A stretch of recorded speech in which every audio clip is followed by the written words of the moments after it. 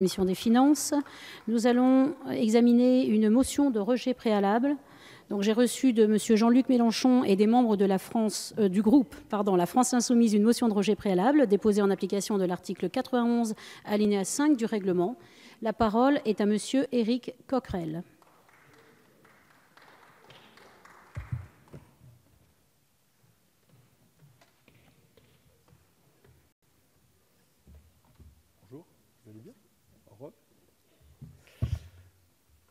Chers collègues, pas très nombreux dans l'hémicycle, c'est dommage. Pour ce texte important, Monsieur le ministre, Monsieur le président de la Commission, nous voici donc de nouveau, une semaine après, devant l'examen de ce projet de loi de finances rectificative pour 2018 concernant la surtaxe exceptionnelle d'impôt sur les sociétés pour les grandes entreprises.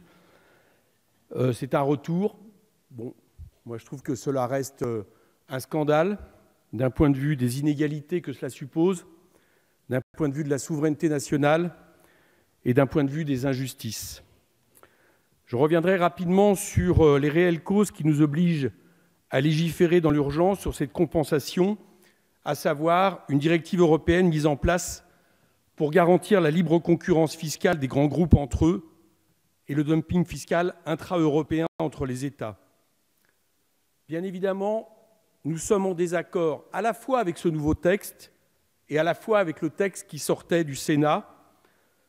Le scandale reste entier et je n'ai pas l'impression, ou peut-être aurons-nous des surprises de ce point de vue-là, que l'IGF ait levé beaucoup de voiles sur ses responsables.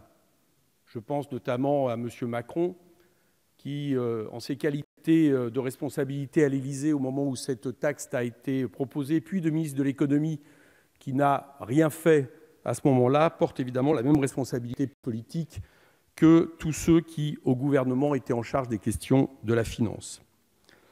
Pourquoi ? D'une part, parce que, bien évidemment, nous sommes opposés à ce que l'État ait à sa charge, c'est-à-dire nous tous, le remboursement de la moitié de ces taxes avec des intérêts moratoires délirants. Je tiens encore une fois à le rappeler. 4,8%, c'est 0,4% par mois.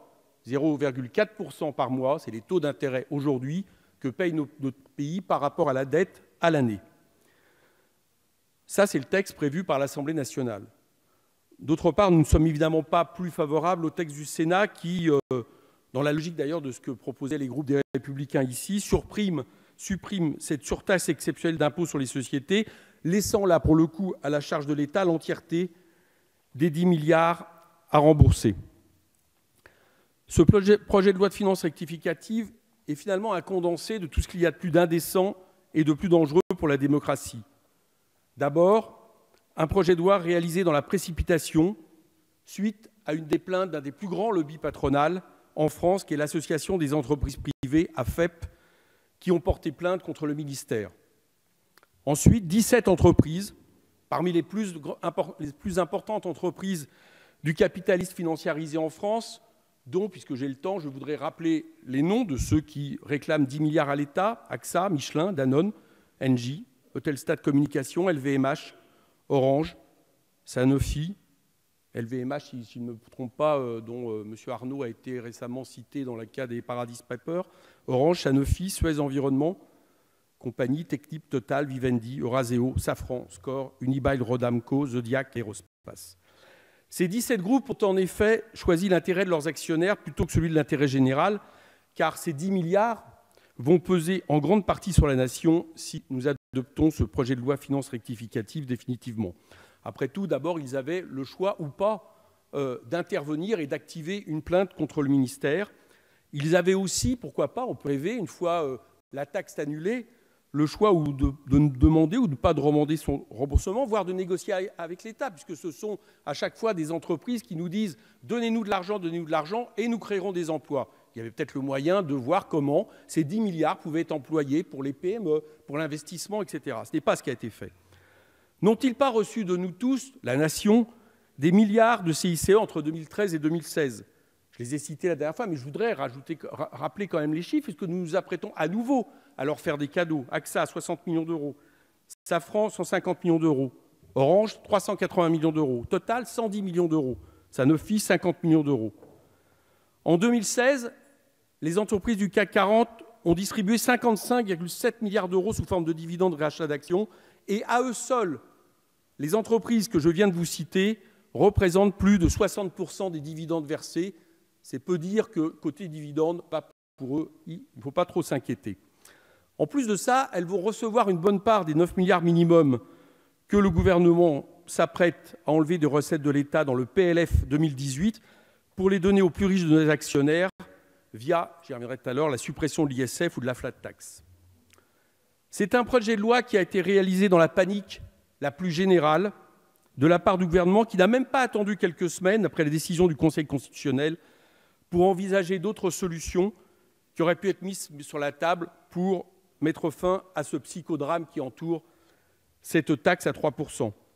C'est un projet de loi qui, il faut le dire, j'entendais M. Wörth tout à l'heure se féliciter que le Parlement tranche en définitive, mais enfin le moins qu'on puisse dire, c'est qu'il a été présenté à la hâte aux parlementaires, en pleine discussion sur le projet de loi de finances initiale, sans qu'aucun débat sérieux et réfléchi en commission n'ait pu avoir lieu.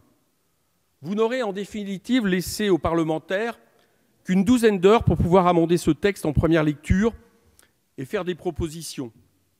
Ce n'est ni respectable, ni acceptable pour la démocratie de notre pays, d'autant plus quand tant d'argent public pourrait servir l'intérêt général qui est évidemment en jeu et sur lequel nous avons à légiférer. En effet, la célérité avec laquelle cette réparation est prise est inquiétante. Ces 10 milliards sont quasi aussi vite rendus qu'ils ont été demandés. Cet empressement à rembourser de l'argent à des actionnaires qui auraient pourtant eu le mérite de payer une telle taxe nous dérange. Je le répète, le débat parlementaire est étouffé. Pour cette deuxième lecture, on nous a laissé vendredi seulement 30 minutes pour penser et déposer des amendements sur le texte. La réunion de la commission finances a été une caricature. Elle a duré moins de 5 minutes, puisque personne, sauf le rapporteur général, n'avait eu le temps d'amender le texte du Sénat. Je vous avoue que, en tant que nouveau député dans cette Assemblée, je me faisais une autre idée de la façon dont nous pouvions agir sur un plan de loi finances et un projet de loi finances rectificative qui, je le répète, va coûter 10 milliards d'euros à la nation. Nous nous retrouvons donc aujourd'hui pour une séance publique dont le seul but sera de rétablir le texte d'origine du gouvernement. Je ne doute pas un instant, même si nous proposons cette motion de rejet, du vote des députés de la majorité, mais sans qu'on ait pu finalement prendre le temps d'une réelle réflexion sur comment financer ce remboursement de 10 milliards. Pourtant, j'observe qu'il y a de multiples exemples où les réparations demandées, pour des raisons ou d'autres, ne vont pas aussi vite. Par exemple, le CICE. Que n'étudions pas la réparation qui a consisté à faire en sorte que nous donnions environ, ça sera à peu près 100 milliards à la fin du CICE aux entreprises, sans contrainte, sans condition, et avec la promesse du MEDEF qu'il allait créer 1 million d'emplois. On en sera au mieux qu'à 100 000 emplois. On pourrait estimer, après tout, que le gouvernement se penche sur ce qui, finalement, est une preuve de l'insincérité des budgets depuis que le CICE existe, puisque nous tenons compte de budget et d'argent que nous donnons aux entreprises en échange de retombées, et notamment de ces fameux investissements productifs que l'on nous promet. Combien, je l'ai dit l'autre jour, de collectivités territoriales réclament en vain les sommes correspondant à des transferts de compétences non financés par l'État? Là aussi, on peut dire qu'il n'y a pas la même célérité pour faire en sorte que ces remboursements aient lieu. Et puis j'étais par exemple tout à l'heure avec les salariés de General Electric hydraulique de Grenoble, qui vous rencontre, Monsieur le Ministre, ou quelqu'un de votre ministère, puisqu'ils étaient à Bercy, et qui s'étonnent qu'on supprime 345 emplois quand les accords avec General Electric prévoyaient 1000 emplois créés. Je sais bien que je déborde un peu du sujet législatif, mais là, on voit bien que là aussi, il y a eu promesse de l'État par rapport à des salariés et que le moins qu'on puisse dire, c'est que ça n'a pas été suivi des faits. Là aussi, on peut s'interroger sur pourquoi les salariés mettent tant de temps à faire en sorte que ces 345 suppressions d'emplois n'aient pas lieu et mettent tant de temps à ne pas avoir un État aux côtés d'eux. Dans votre impréparation, vous créez en plus des inégalités entre les remboursements. Vous demandez à des sociétés qui ne vont pas bénéficier de ce remboursement de 10 milliards, puisqu'elles n'étaient pas ou peu versées de dividendes, de payer cette contribution exceptionnelle, comme c'est le cas de nombreuses sociétés mutualistes, par exemple. Et on peut se demander d'ailleurs, je le dis à l'avance, si cette inégalité de fait devant l'info ne va pas rendre anticonstitutionnel le texte que nous allons voter aujourd'hui. Si on estime que finalement le remboursement aux entreprises est légitime, qu'en réalité la directive est juste, qu'il ne faut surtout pas taxer les dividendes, alors on comprend l'empressement du gouvernement à distribuer des chèques et on comprend aussi celle des Républicains à aller plus loin, puisqu'on a l'impression qu'il y a une course à l'échalote en ce moment entre la majorité En Marche et les Républicains pour savoir quel sera le plus libéral des deux.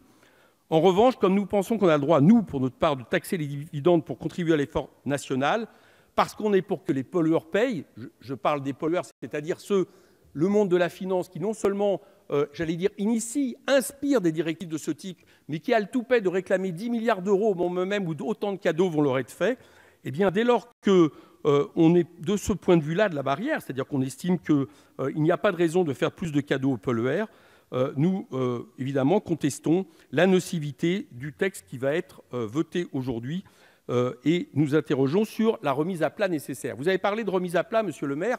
Première remise à plat sur laquelle il faudrait peut-être s'interroger, c'est comment faisons-nous pour retrouver la liberté d'imposer librement le capital dans ce pays ? Qu'est-ce qu'on se donne comme garantie pour ne pas subir, encore une fois, des règles contraignantes et constitutionnelles ? Que faisons-nous par rapport à cette directive européenne ? Après tout, n'est-elle pas finalement ce qu'est la directive des travailleurs détachés à l'emploi ? La directive des travailleurs détachés estime qu'il est juste en France, et M. Macron, de ce point de vue-là, ne remet rien en question dans ses efforts de négociation, qu'il est juste en France de pouvoir payer un salarié aux cotisations sociales de son pays d'origine. Là, ce qui est juste, c'est qu'on a une directive qui prévoit que des filiales en France de sociétés mères peuvent finalement ne pas payer l'impôt de la même manière. C'est quand même quelque chose d'aberrant et qui, évidemment, opprime au dumping fiscal. Donc j'aimerais savoir qu'est-ce que la France va faire, puisque nous disons que nous essayons au moins d'amoindrir les effets de la directive des travailleurs détachés pour remettre en question cette directive la prochaine fois. À moins finalement de penser que lorsqu'il y a des Panama Papers, des Paradise Papers, dont j'ai entendu, monsieur le maire, que vous avez expliqué qu'au niveau fraude, c'était quelque chose qui contrevenait à la démocratie, et je suis d'accord avec vous, mais on a l'impression finalement que la meilleure manière de lutter contre les fraudeurs ou les optimisateurs, je ne sais pas comment les appeler autrement, on va dire les fraudeurs légaux et encore, c'est finalement d'abaisser leur impôt.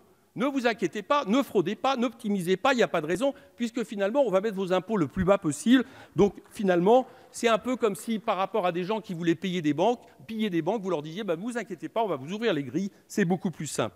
Non, franchement, moi je trouve que de ce point de vue-là, il y a effectivement des choses à remettre en plat, monsieur le maire, mais je doute que nous ayons les mêmes conceptions de ce qui est à remettre à plat, et qu'au contraire, ces cadeaux sans cesse au capital et ces 10 milliards remboursés avec tant d'urgence ne contreviennent encore une fois à l'égalité devant l'impôt, qui, je rappelle, est la base du consentement républicain à l'impôt, et finalement avantage, une fois de plus, les revenus du capital par rapport à ceux du travail.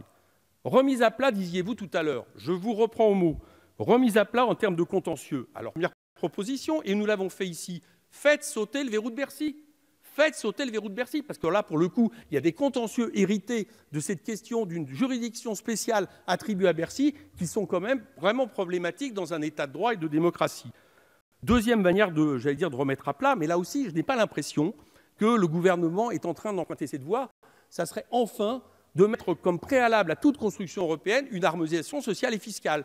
Parce que ce que nous payons là, c'est celle d'un dumping généralisé qui ne peut pas continuer comme ça. On ne peut pas continuer à faire en sorte que les entreprises et les capitaux soient de moins en moins taxés parce que le voisin d'à côté fait toujours moins et que le voisin du voisin d'à côté fera moins la prochaine fois. Chacun comprendra que c'est une injustice absolument totale.